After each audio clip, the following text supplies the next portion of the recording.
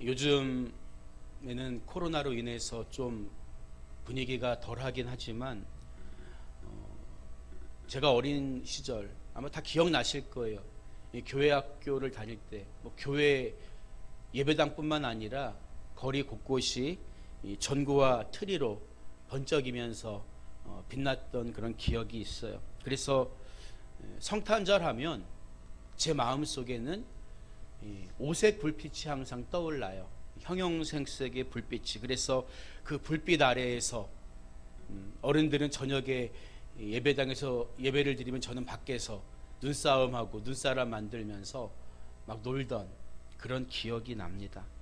그리고 성탄절 전야 행사로 연극 연습하고 연극도 마치고 선생님하고 함께 라면 끓여 먹었던 기억들, 또 호빵을 이렇게 호호 불어가면서 먹었던, 아마 여러분 마음속에도 성탄절 하면 아마 천연색으로 다 빛나고 있을 거예요. 빨간 불빛, 노란 불빛, 더 연식이 오래되신 분들은 촛불, 하다못해 어떤 불이라도 반짝이는 그런 마음이 우리 성탄절 기억 속에 남아있다는 거죠.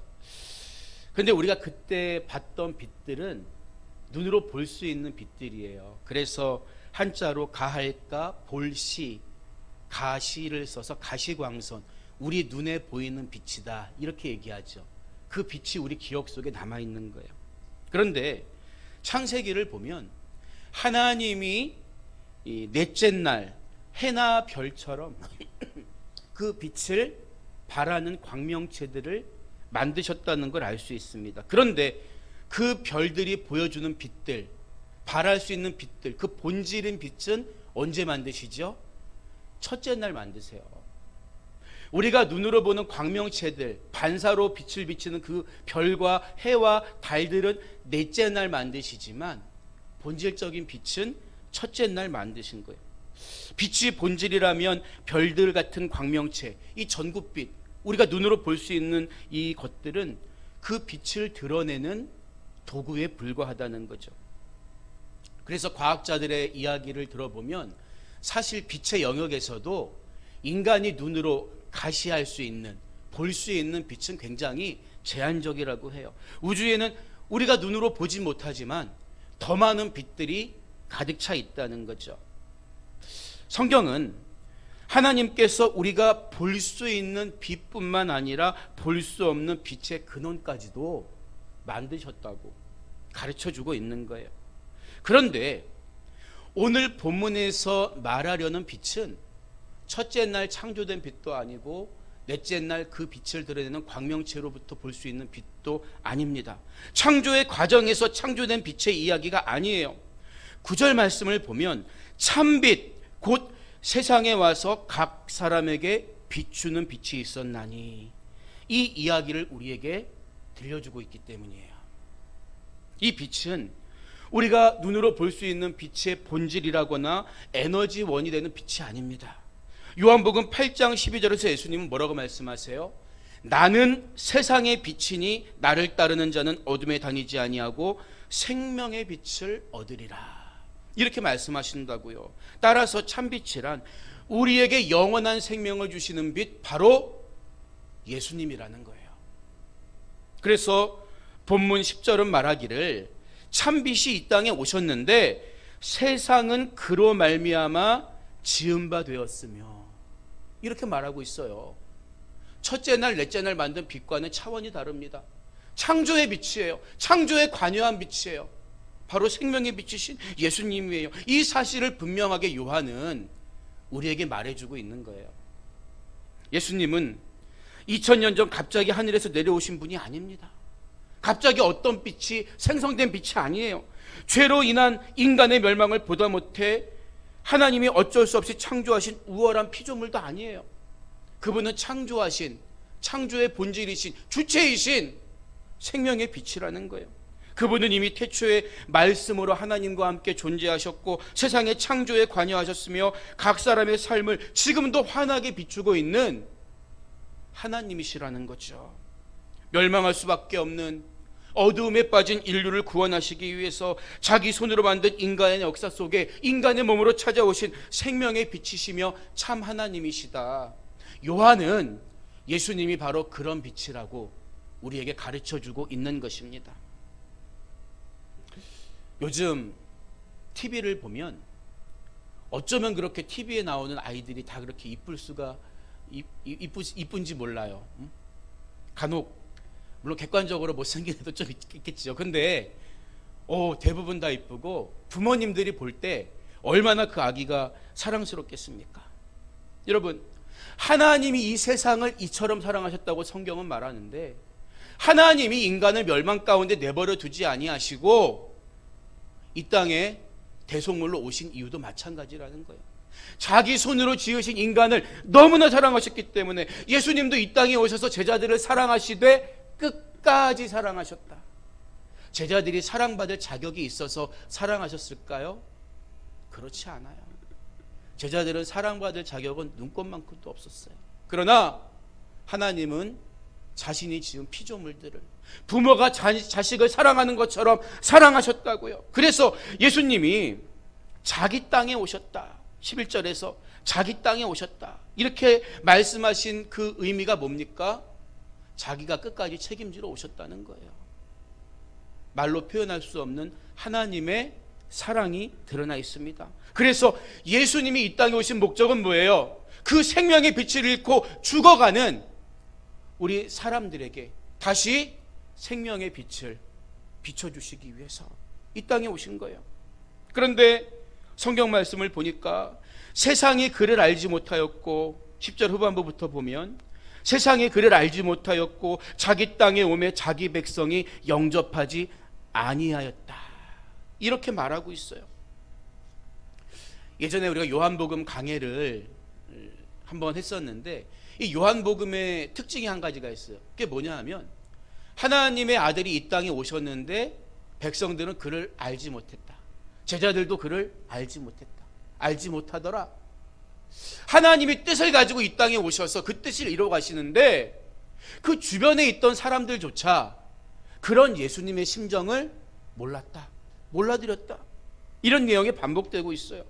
자기 땅에 오셨음에도 사람들은 예수님을 환영하고 감사하기는커녕 눈앞으로 뻔히 보면서도 알지 못하고 심지어 배척했다는 거죠. 예수님에게 능력이 없었기 때문일까요? 아니에요. 아무리 예수님이 능력을 보여주시고 말씀을 가르쳐 주셔도 그가 세상의 빛이라는 사실에 대해 사람들은 눈이 어두워져서 바라보지 못했기 때문입니다. 이게 바로 본질적인 문제라는 거예요. 왜 요한은 예수님이 자기 땅에 오셨음에도 자기 백성들이 영접하지 아니하였다. 이 자기 땅, 자기 백성, 이 말을 강조하고 있을까요? 여러분, 여러분이 집에 들어갔는데 여러분의 자녀가 자신을 못 알아본다고 생각해 보세요. 얼마나 황망하겠습니까? 유대인들에게는 자기에게 오실 메시아를 알아볼 만큼 하나님이 이미 구약의 선지자들을 통해 주신 말씀이 있었다는 거예요. 그래서 요한은 인간의 눈이 얼마나 어두워졌으면 자기 땅에 오셨는데 자기 백성이 알아보지 못했다. 이렇게 표현하고 있을까요? 얼마나 간절히 메시아 기다렸냐고요. 메시아만 오시면 우리 인생의 문제가 해결될 것처럼 그들은 400년 동안 침묵하셨던 하나님의 그 긴 침묵 속에서 얼마나 메시아를 갈망해 왔습니까? 그런데 예수님이 이 땅에 오셨어요. 생명의 빛을 비춰주러 오셨어요. 많은 능력과 표적을 보여주셨어요. 그러나 예수님을 십자가에 못 박아 죽이잖아요. 우리의 생각이, 우리의 눈이 어두워지면 귀가 있어도 들리지 않아요. 눈이 있어도 볼 수 없습니다. 아무리 약속의 땅에 메시아가 찾아와도 그분을 나의 구세주로 믿으려는 마음이 생기지가 않는다는 거예요.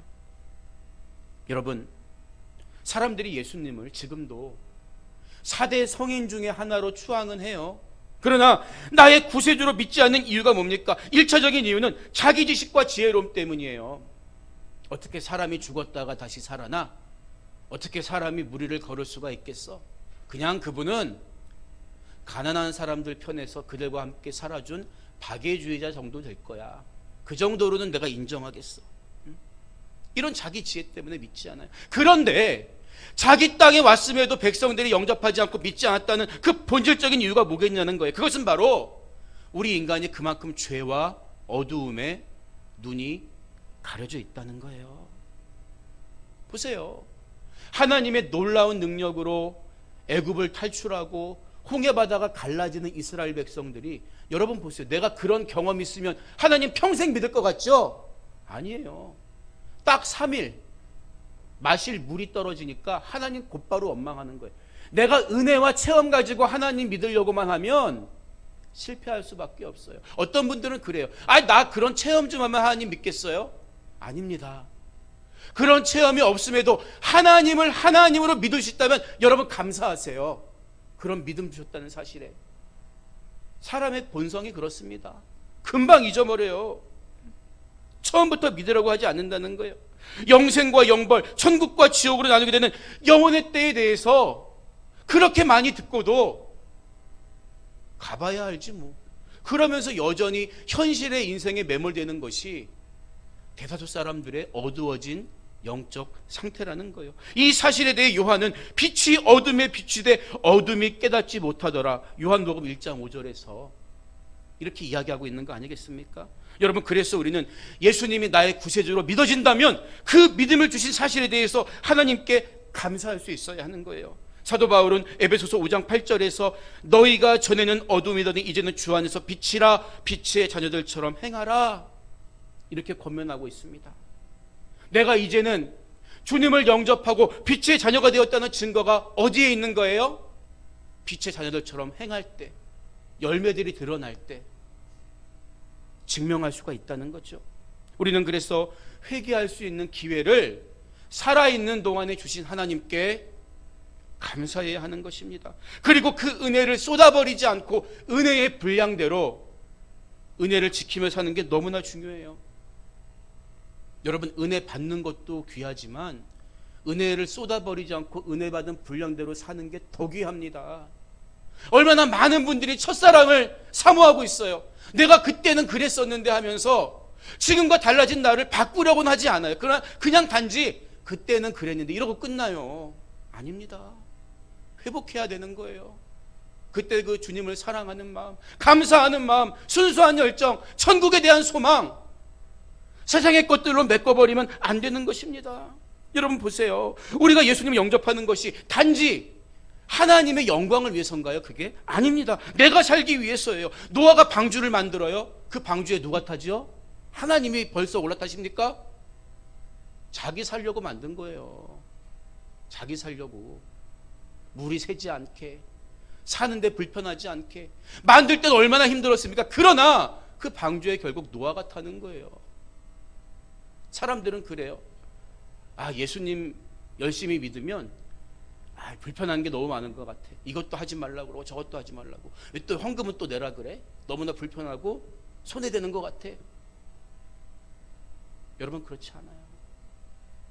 방주를 노아가 만들고 노아가 살기 위해 그 방주에 탔듯이 내가 예수님을 믿어드리는 게 아니에요. 내가 살려고 믿는 거예요. 그래서 오늘 본문 12절을 보면 영접하는 자, 곧 그 이름을 믿는 자들에게는 하나님의 자녀가 되는 권세를 주셨다고 얘기하는 거잖아요. 하나님의 자녀가 되고 하나님의 자녀로서 살기 위해서 내가 믿는 거예요. 믿어드리는 게 아닙니다. 예배 드려드리는 게 아니에요. 내가 살기 위해서, 그 권세를 누리기 위해서 나를 위한 거예요. 교회 한번 나가주는 게 아닙니다. 믿으면 믿는 사람에게, 하나님을 예배하면 예배하는 사람에게 이 놀라운 영광과 축복이 주어진다고 오늘 성경이 우리에게 분명히 말해주고 있는 거예요. 그런데 오래전에 하나님께 선택받은 민족이 있었어요. 바로 이스라엘 백성이죠. 이스라엘 사람들은요, 자기들이 멋대로 살아도 나는 구원은 따놓은 당상이야, 이런 착각을 했어요. 왜냐하면 자기들이 아브라함 자손이라고 생각했거든요. 자기들의 혈통에 따라서 우리들은 구원받는다는 것을 조금 더 의심하지 않았어요. 신학적으로 표현하면 자기들은 구원받기로 이미 정해져 있다는 결정론적 예정서를 믿는 사람들이 이스라엘 사람들이에요. 이방인들은 지옥의 땔감이다. 이스라엘 사람들은 아브라함의 후손이기 때문에 구원이 예정되어 있다. 이게 예정론이에요. 예정론. 자기들은 모두 어떻게 살아도 하나님의 선택을 받았기 때문에 낙원에 가리라고 생각했어요. 여러분, 그러나 이들의 생각은 잘못된 것입니다. 이들의 잘못된 선입견을 깨트리는 말씀이 이사야서 10장 22절을 보면 이스라엘이여 내 백성이 바다의 모래 같을지라도 남은 자만 돌아오리니 넘치는 공의로 파멸이 작정되었습니다. 심판이 예고되어 있어요. 그 중에 남은 자들, 정말 하나님 앞에 돌아오는 자들이 소수 있겠지만 너희들이 혈통적 이스라엘이라고 해서 다 구원받으리라고 착각하지 말라는 거예요. 보세요. 6월절 어린 양의 피로 죽음을 피하고 홍해를 건넌 이스라엘 백성들, 그 이스라엘 백성들이 다 가나안에 들어갑니까? 그렇지 않아요. 얼마나 많은 백성들이 광야에서 하나님을 시험하고 모세를 원망하다가 광야에서 죽어나갔습니까? 가나안 땅에 들어가서도 얼마나 많은 백성들이 우상 숭배하다가 하나님의 진노로 멸망했냐는 거예요. 그래서 히브리서 4장 1절을 보면 그러므로 우리는 두려워할지니 그의 안식에 들어갈 약속이 남아있을지라도 너희 중에는 혹 이르지 못할 자가 있을까 함이라. 이렇게 분명히 못박아 말하고 있는 게 아니겠습니까?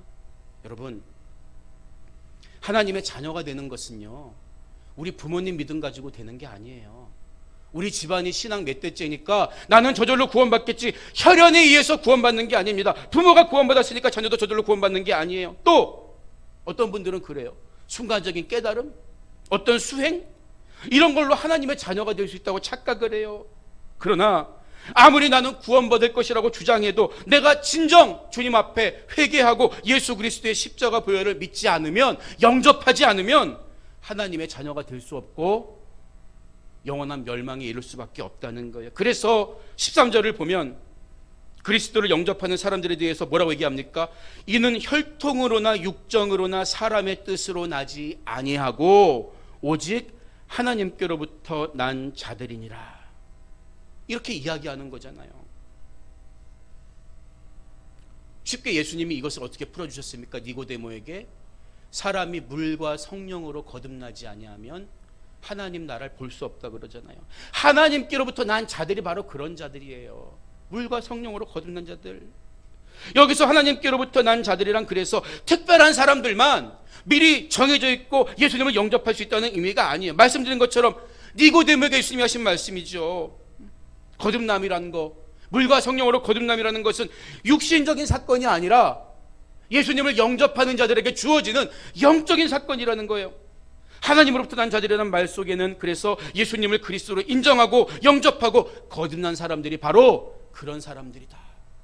이런 사람들에게 하나님의 자녀가 되는 권세, 영원한 하나님 나라의 상속자, 영생을 허락하셨다. 이 약속의 말씀이죠. 여러분, 여러분이 주님을 처음 만난 순간을 한번 기억해 보세요. 회개하고 예수님을 영접한 순간을 떠올려 보시기 바랍니다. 그게 어떤 신학적이거나 교리적인 사건인가요? 야, 이렇게 생각했더니 이렇게 연결되대? 그겁니까? 아니에요. 실제적이고 경험적인 사건입니다. 시퍼렇게 살아계신 하나님이 내가 회개하고 예수님을 나의 구주로 고백했을 때 우리 심령에 찾아오셔서 우리 인생을 흔드시고 변화시키시고 새롭게 하신 실제적인 사건 아닙니까? 죄 아래 있던 우리가 하나님의 은혜로 죄를 회개하고 예수 그리스도를 나의 구주로 영접할 때 성령이 내 안에 뜨겁게 역사하셔서 우리가 거듭나고 죄사함 받고 하나님의 자녀라는 사실을 끊임없이 확인시켜 주시잖아요. 너는 더 이상 죄의 종이 아니야. 너는 더 이상 멸망의 자녀가 아니야. 너는 내 귀한 자녀야. 너는 하나님 나라의 상속자야. 이게 우리 머리로 이해되는 겁니까? 아니에요. 우리 심령 속에 믿어지는 믿음을 우리가 회개할 때, 거듭날 때 성령이 주시는 실제적인 사건이잖아요. 이게 예수 믿는 거예요. 내가 머리로 성경을 이해하고 복음의 내용에 대해 알고 예수님이 어떤 분인가를 단지 지적으로 동의하는 것이 믿음이 아니라 그 사건이 나를 위한 사건임이 믿어져서 이제는 내가 예수를 영접했을 때 오늘 본문의 말씀처럼 하나님의 자녀가 되는 권세를 내가 받았다는 사실을 확증할 수 있을 때 그때 비로소 우리는 예수 믿고 천국 간다고 이야기할 수가 있는 것입니다. 여러분, 그래서 그렇게 예수 믿게 된 사람의 삶이 어떻게 변화됩니까? 빛의 자녀가 어떤 열매를 맺어요? 야, 이게 너무 좋구나. 이게 정말 너무 감사한 일이구나. 이 땅을 살아있는 동안 이 은혜를 나와 가장 가까운 사람이 받아야지, 누려야지. 이 은혜를 모르고 죽으면 안 되지. 이거 증거하는 게 복음 전도자의 삶인 거예요. 예루살렘과 온 유대와 사마리아와 땅끝까지 너무 좋으니까, 너무 달라졌으니까, 과거와 다른 내가 됐으니까. 이것이 말로 다 표현할 수 없는 강력한 은혜의 사건입니다. 이처럼 선지자들을 통해 약속하신 대로 그리스도 예수, 세상의 빛, 생명의 빛, 그분을 이 땅에 보내신 성육신의 사건 속에는 우리를 향한 하나님의 놀라운 사랑과 구원의 계획이 담겨 있는 거예요. 그래서 본문 14절에서 사도 요한은 말씀이 육신이 되어 우리 가운데 거하심에 우리가 그의 영광을 보니 아버지의 독생자의 영광이요 은혜와 진리가 충만하더라, 이렇게 고백하고 있는 거예요. 보세요.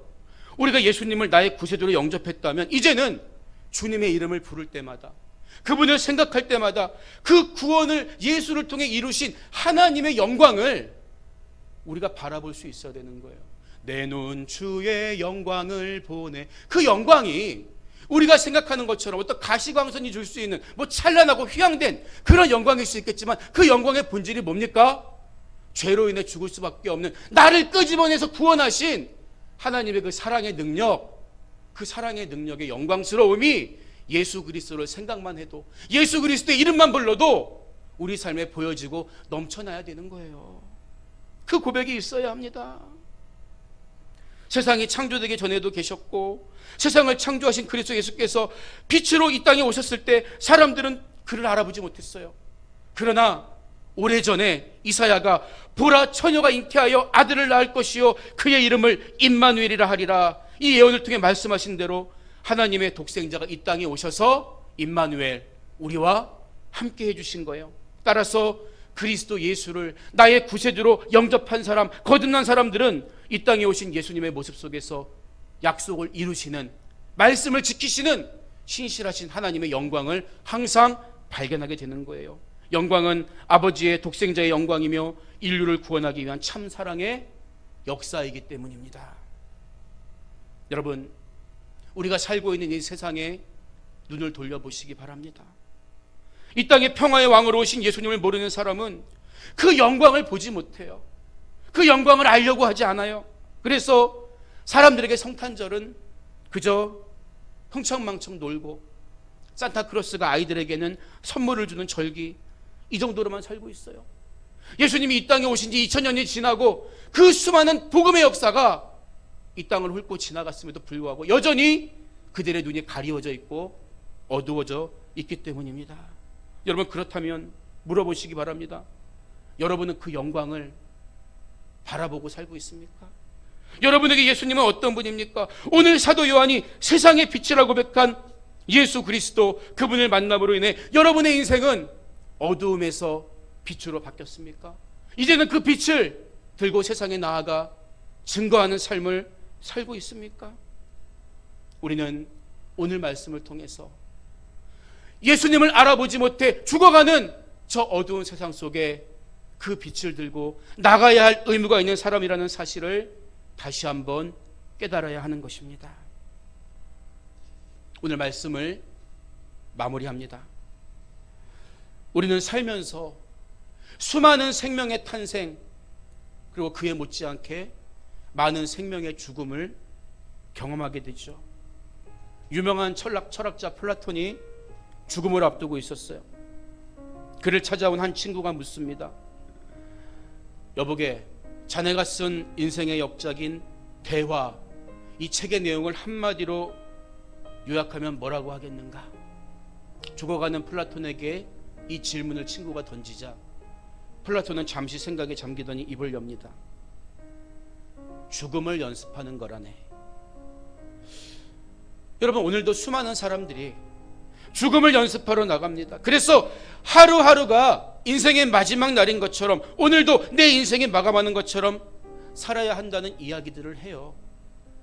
마치 그것이 인생의 가장 큰 진리인 것처럼 포장하고 있죠. 여러분, 그러나 우린 달라요. 우린 죽음을 연습하는 게 아니라 우리는 다시 살아날 부활을 연습하며 살아가는 사람들입니다. 왜냐하면 우리는 예수 그리스도를 통해서 죽음 너머를 이미 바라볼 수 있기 때문이죠. 생명의 빛이신 예수님도 이 땅에 오셔서 한 번 죽음을 경험했습니다. 그러나 예수님은 그 사망의 권세를 깨뜨리고 부활하심으로 인해서 모든 잠자는 자들, 죽을 수밖에 없는 우리들의 첫 열매가 되어주셨습니다. 주님 이후 우리들도 다음 열매로 죽음 너머의 부활을 바라보며 부활할 것입니다. 주님께서 부활하셨듯이 우리 몸도 부활할 거예요. 이 부활의 믿음 속에 우리의 변하지 않는 소망이 있는 것입니다. 여러분, 내 마음이 어두워지면 빛을 볼 수 없어요. 빛이 비치면 어둠이 사라집니다. 어두움의 주관자 마귀가 주는 걱정과 근심, 죽음의 생각들, 빛으로 오신 그리스도 예수를 내 안에 모실 때 물러나게 됩니다. 문제와 근심이 있더라도, 어떤 상황에 있더라도 그리스도 예수를 바라보고 그분을 의지하시기 바랍니다. 오직 아버지의 독생자의 영광, 은혜와 진리이신 예수님을 바라보고 사모하면서 모든 어둠과 사망의 권세로부터 자유로운 삶을 사는 놀라운 축복이 여러분의 삶에, 성탄을 맞는 여러분의 삶에 풍성하게 임하시기를 주님의 이름으로 축복합니다.